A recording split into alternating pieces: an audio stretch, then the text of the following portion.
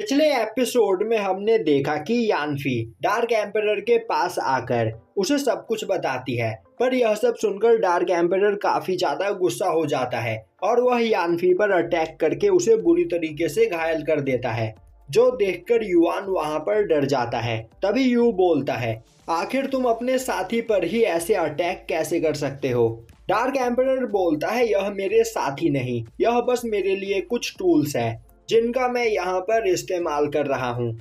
यह सुनकर यू को काफी ज्यादा गुस्सा आता है और अब वह चेन्स को तोड़ता हुआ डार्क एम्परर पर अटैक करने के लिए आगे बढ़ता है, पर तभी डार्क एम्परर यू पर अटैक करके उसे घायल कर देता है और बोलता है कि अब तुम मेरे किसी भी काम के नहीं, तो यहाँ पर जलकर मरो। यह बोलते हुए वह यू को वह मौजूद लावा में फेंक देता है। तभी युआन अपने स्टार प्लेनेट टेक्निक का यूज करते हुए यू को बचा लेता है। यह देखते ही डार्क एम्परर बोलता है, युआन क्या तुम यहाँ पर मेरे खिलाफ जाने की कोशिश कर रहे हो?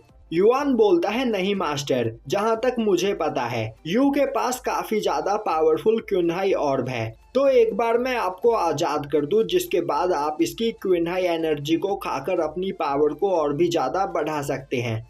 अब यह सुनकर डार्क एम्परर तैयार हो जाता है और अब वह यू को एक फायर सर्कल में कैद करता हुआ युआन से बोलता है, तो फिर जल्दी करो, मुझे यहाँ पर आजाद करो और एक बार मेरे आजाद होते ही तुम दुनिया के सबसे पावरफुल इंसान बन जाओगे।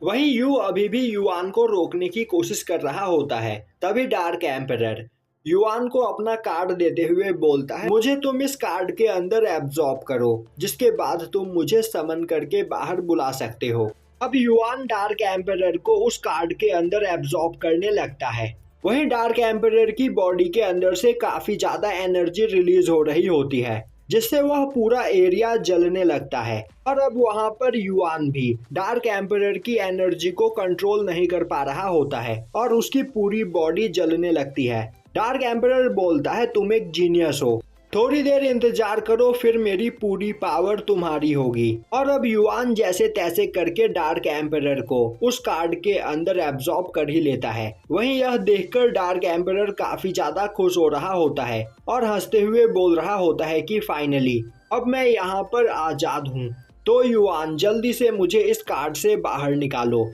जिसके बाद हम इस पूरी दुनिया पर राज करेंगे।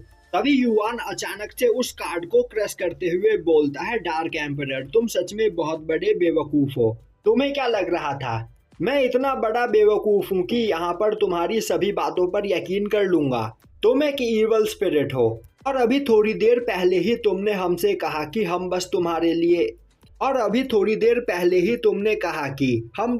लिए टूल्स है जिनका तुम बस यहाँ पर इस्तेमाल कर रहे हो। और मैं यह बात पहले ही समझ गया था कि तुम इस वर्ल्ड को बचाना नहीं बल्कि डिस्ट्रॉय करना चाहते हो, पर मैं तुम्हारा सामना नहीं कर सकता था, इसीलिए मैंने सही मौके का इंतजार किया जिससे मैं तुम्हें कार्ड के अंदर कैद कर सकूं। और इतने सालों से लाइट वॉरियर्स के साथ फाइट करते करते मैं यह बात समझ ही गया था कि यहाँ पर दुनिया को प्रोटेक्ट कौन करना चाहता है और डिस्ट्रॉय कौन। इसीलिए मैं आज तक यहाँ पर तुम्हारा वफादार होने का नाटक करता रहा और अब सही टाइम आ गया है जब मैं तुम्हारे कार्ड को डिस्ट्रॉय करके इस वर्ल्ड को प्रोटेक्ट करूंगा।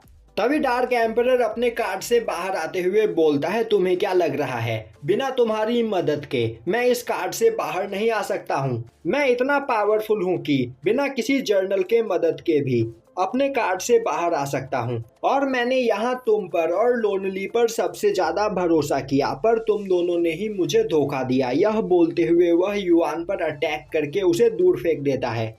तभी युआन खड़ा होते हुए अपने 7 प्लेनेट और स्टार टाउन टेक्निक का यूज करता है। अब डार्क एम्परर 7 प्लेनेट्स के अंदर फंस जाता है और तभी स्टार टाउन उसकी पावर को एब्जॉर्ब करने लगता है। तभी युआन बोलता है, तुम चाहे कितने भी पावरफुल क्यों ना हो, मेरे स्टार टाउन फॉर्मेशन के अंदर फंसकर तुम्हारी पूरी पावर खत्म हो जाएगी और तुम मारे जाओगे।